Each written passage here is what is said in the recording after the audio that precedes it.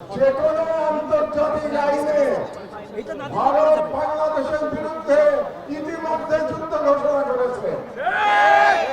কারণ হচ্ছে আন্তর্জাতিক আইনে বলে আপনি যখন আপনার দেশের সন্ত্রাসীদের আশ্রয় দিয়ে তাদের মাধ্যমে অন্য কোন দেশের অভ্যন্তরে বিশৃঙ্খলা এবং সন্ত্রাসী কর্মকাণ্ড করবেন, তার অর্থ হচ্ছে আপনি সেই দেশের বিরুদ্ধে যুদ্ধ ঘোষণা করেছেন।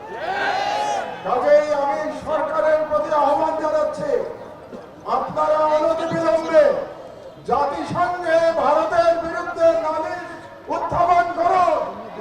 ভারত বাংলাদেশের বিরুদ্ধে অঘোষিত যুদ্ধ ঘোষণা করেছে এবং এর বিরুদ্ধে জাতিসংঘের সাধারণ পরিষদ এবং সিকিউরিটি কাউন্সিলে আমাদের অনতিবিলম্বে যেতে হবে।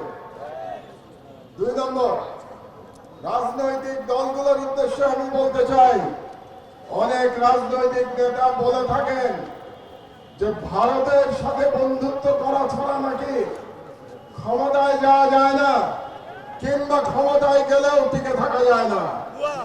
ভারতের সাথে বন্ধুত্ব করে যদি ক্ষমতায় টিকে থাকা যেত, তাহলে শেখ হাসিনাকে পালিয়ে ভারতে আশ্রয় নিতে হতো না। আমি ওই সমস্ত রাজনীতিবিদদের বলে দিতে চাই, এই ওসমান হাদির বাংলাদেশে ভারতের দলালি করে কোন রাজনৈতিক দল ক্ষমতায় যেতেও পারবে না, ক্ষমতায় টিকে থাকতেও পারবে না। 3 নম্বর, আমি ভারত সরকারের প্রতি আহ্বান জানাচ্ছি, আগামী 25শে ডিসেম্বরের মধ্যে আপনারা খুনি মৃত্যুদণ্ডপ্রাপ্ত শেখ হাসিনা এবং আসাদুজ্জামান খান কামাল এবং হাদির হত্যাকারী হাদির উপরে আততায়ী যারা ছিল, তারা যদি ভারতে আশ্রয় নিয়ে থাকে, তাদেরকে 25শে ডিসেম্বরের মধ্যে আপনারা হস্তান্তর করুন, প্রত্যর্পণ করুন। তাহলে আমি হাদির রক্তের কসম দিয়ে বলছি, বাংলাদেশের প্রতিটি ভারতীয় প্রতিষ্ঠানের বিরুদ্ধে আমরা প্রতিরোধ সংগ্রাম করব। আমি সরকারের প্রতি আহ্বান জানাচ্ছি, 25 তারিখের মধ্যে যদি এই খুনিদের পাঠিয়ে দেওয়া না হয় বাংলাদেশে, তাহলে বাংলাদেশে কর্মরত প্রতিটি ভারতীয়ের ওয়ার্ক পারমিট বাতিল করতে হবে। আর আমি জনগণের উদ্দেশ্যে বলতে চাই, এই অথর্ব স্বরাষ্ট্র মন্ত্রণালয় দিয়ে আমাদের নিরাপত্তা পাওয়া যাবে না, তাদের আশা আমাদের ছেড়ে দিতে হবে। কাজেই জনগণের প্রতি আমি আহ্বান জানাচ্ছি, প্রতিটি ওয়ার্ডে আপনারা আইন শৃঙ্খলা কমিটি গঠন করুন।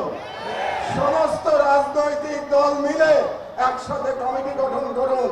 তাদের দায়িত্ব হবে ফ্যাসিবাদী এবং ফাঁসিবাদী দোষরদের চিহ্নিত করে তাদেরকে আইনের হাতে সমর্থ করা। এই দায়িত্ব জনগণকেই নিতে হবে।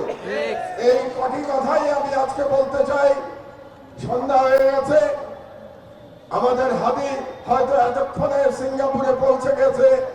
আমি মহান আল্লাহ তাআলার কাছে করজোড়ে মিনতি জানাচ্ছি, ফরিয়াদ করছি, আমাদের হাদিকে আল্লাহ আমাদের মাঝে আপনাকে ফিরিয়ে দিন এবং হাদির সুস্থতা কামনা করে আমার বক্তব্য শেষ করছি। তবে আরেকটি কাজ বাকি আছে। ইনকিলাব মঞ্চের তরফ থেকে আমরা এখন একটি শপথ বাক্য পাঠ করব। আপনাদেরকে আমি বিনীত অনুরোধ জানাচ্ছি যে আপনারা হাত উঁচু করে এই শপথের সাথে একাত্মতা প্রকাশ করবেন। শপথনামা। বিসমিল্লাহির রহমানির রহিম। আমরা আজ এই সর্বদলীয় প্রতিরোধ সমাবেশ থেকে মহান সৃষ্টিকর্তার নামে শপথ করছি যে জুলাইয়ের গণ আকাঙ্ক্ষার পক্ষে বাংলাদেশের স্বাধীনতা ও সার্বভৌমত্বের প্রশ্নে আমরা সকল দলমত নির্বিশেষে ঐক্যবদ্ধ থাকবো। দেশের গণতন্ত্র, মানুষের অধিকার ও জাতীয় স্বার্থের বিরুদ্ধে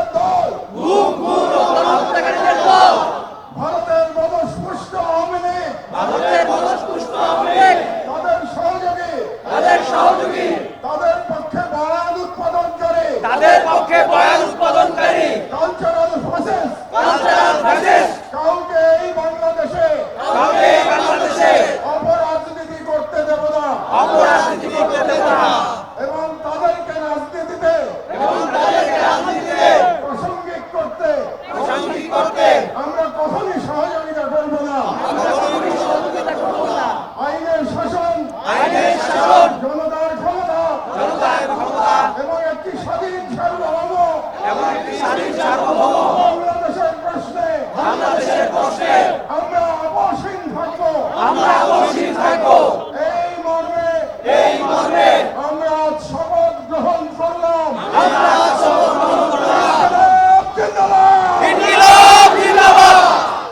আল্লাহ আপনাদের হেফাজত করুন।